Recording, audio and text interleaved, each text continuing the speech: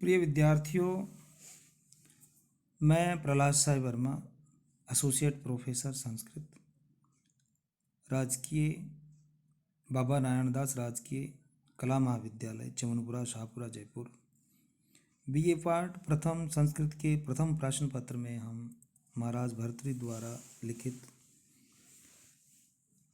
नीति शतकम का अध्ययन कर रहे थे, जिसके 66वें पद्य तक हमने पिछले वीडियोज में पढ़ लिया है। 67वें पद्य से आज इस वीडियो में हम पढ़ने जा रहे हैं। 67वां पद्य इस प्रकार है। संतप्तायसी संस्थितस्य पयशो नामापि न श्रूयते, मुक्ताकारतया तदेव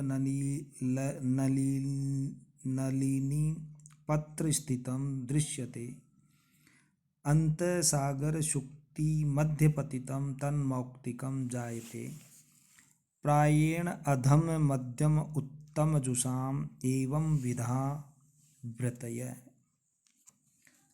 जल बिंदु प्रसंगेन कवि अत्र उत्तम मध्यम अधमस्य आधारः संसर्गः वर्णयति।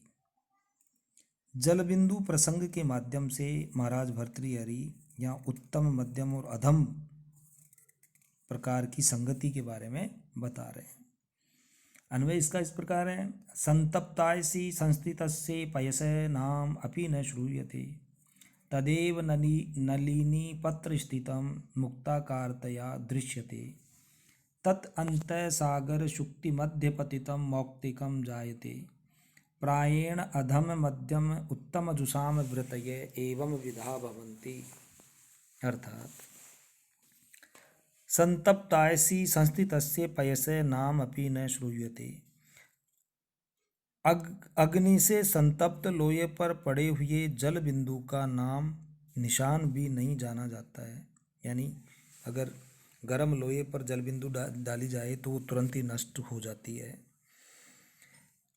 तदेव नलिनी पत्र स्थितम मुक्ताकारतया दृश्यते, और वही जल बिंदु कमलिनी के पत्र पर स्थित होता है तो मोती के आकार की भांति सुशोभित होता है, मोती जैसा दिखाई देता है। तत् अंतः सागर शुक्ति मध्य पतितम मौक्तिकम जायते, और वही जल बिंदु स्वाति नामक नक्षत्र में समुद्र की सीपी के मध्य में गिरता है तो वह मुक्ता रत्न बन जाता है, अर्थात मोती बन जाता है। प्रायेण अधम मध्यम उत्तम जुषाम व्रतय एवं विधा भवन्ति, प्राय अधम मध्यम एवं उत्तम गुण संसर्ग से ही उत्पन्न होते हैं, संगति से ही इस प्रकार के गुण उत्पन्न होते हैं। इसमें शार्दूल विक्रीडितम नामक छंद है और समुच्चय नाम का अलंकार है। महाराज भर्तृहरि कहते हैं कि यदि कोई अधम लोगों के संसर्ग में रहता है तो उसी प्रकार व्यथित होकर अस्तित्वहीन हो जाता है, जैसा कि गर्म लोहे पर पड़कर जल सूखकर नष्ट हो जाता है। यदि कोई मध्यम कोटि के लोगों के संपर्क में रहता है तो वह कमल पत्र पर पड़े हुए और मोती की तरह चमकने वाले जल बिंदु के समान मध्यम गति को पाता है। लेकिन उत्तम लोगों के संसर्ग में रहने पर व्यक्ति उसी प्रकार सर्वोत्तम गुण संपन्न हो जाता है और आकर्षक बन जाता है, जैसे कि सीप में पड़कर जल बिंदु बहुमूल्य मोती बन जाता है। इसलिए उत्तम गुणों को प्राप्त करने के लिए उत्तम लोगों की संगति करनी पड़ती है या करनी चाहिए। अगला पद्य है 68वां पद्य है। यह प्रीणयेत सुचरितै पितरम स पुत्रो, यद भर्तुरेव हितम इच्छति तत्कलत्रम, तन्मित्रम आपदि सुखे च समक्रियम यत् एतत्त्रयम् जगति पुण्यकृतो लभन्ते। सत्पुत्र, सत्पत्नी और सन्मित्र ये इस संसार में पुण्य कर्मों से ही प्राप्त होते हैं। इस प्रकार का भाव महाराज भर्तृहरि इस पद्य में वर्णित कर रहे हैं। अन्वय इसका इस प्रकार है। यह पुत्र सुचरितै पितरम प्रीणयेत स पुत्र, यद कलत्रम भर्तुरेव हितम इच्छति तत्कलत्रम, यत् आपदि सुखे च समक्रियम तत्मित्रम एतत्त्रयम् जगति पुण्यकृतः लभन्ते, अर्थात यह पुत्र सुचरितै पितरम प्रीणयेत स पुत्र, जो पुत्र अपने सदाचरण से पिता को संतुष्ट कर देता है वही सत्पुत्र होता है। यत् कलत्रम भर्तुरेव हितम इच्छति तत्कलत्रम, जो सदा पति का हित चाहती है वही वस्तुतः पत्नी कहलाने की अधिकारिणी होती है।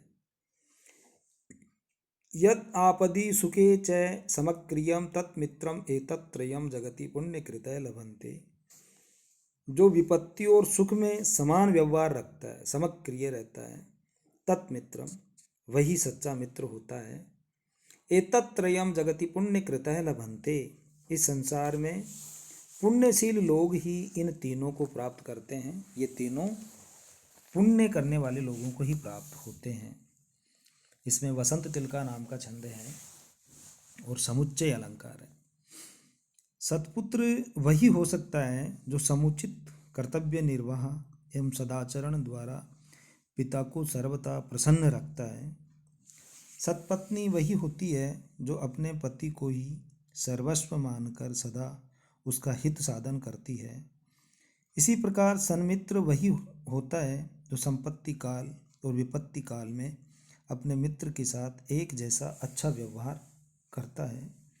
इस जीवन में ऐसे सत्पुत्र, सत्पत्नी और सन्मित्र की प्राप्ति पुण्यात्मा लोग ही कर पाते हैं तथा ये ही सांसारिक सुखों के साधक होते हैं।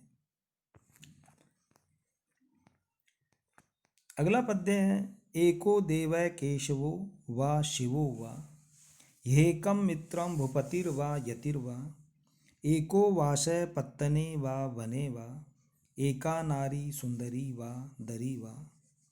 प्रस्तुत पद्य कवि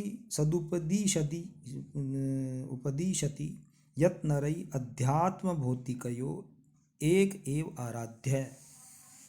प्रस्तुत पद्य में महाकवि भर्तृहरि उपदेश देते हैं कि मनुष्यों को आध्यात्मिक रूप से एक ही देवता की उपासना करनी चाहिए।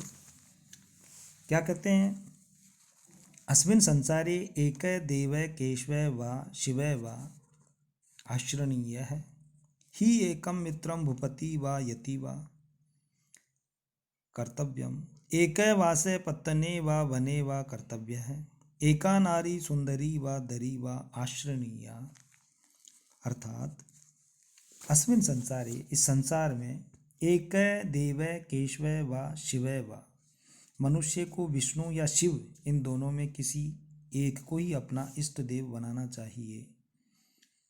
ही एकम मित्रम भूपति वा यति वा, एक मित्र बनाना चाहिए, राजा हो या योगी हो।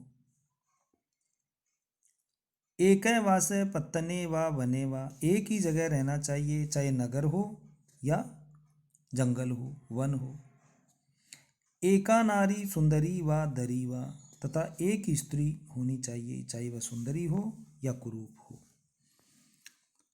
इसमें शालिनी नाम का छंद है और अनुप्रास अलंकार है। एक का बार बार जो आवृत्ति हो रही है यह अनुप्रास अलंकार है। मनुष्य को स्थिर चित्त होकर किसी एक ही कार्य में पूर्णतः लगा रहना चाहिए, चाहे कोई वस्तु या कार्य अथवा व्यक्ति बुरा हो या अच्छा हो, उसके प्रति सदा एक सा व्यवहार करना चाहिए। अस्थिर चित्त होकर इधर उधर भटकना, असमान व्यवहार रखना और अव्यवस्थित रहना मूर्खता मानी जाती है। इसलिए व्यक्ति को भी जो भी काम करे, जिस वस्तु या व्यक्ति को अपना बना ले, उसे एक निष्ठ होकर अपनावे। चित्त की स्थिरता एवं व्यवहार की एकरूपता सुखी जीवन के लिए अत्यंत आवश्यक होती है। Thank you. अब इससे आगे अगले वीडियो में पढ़ेंगे।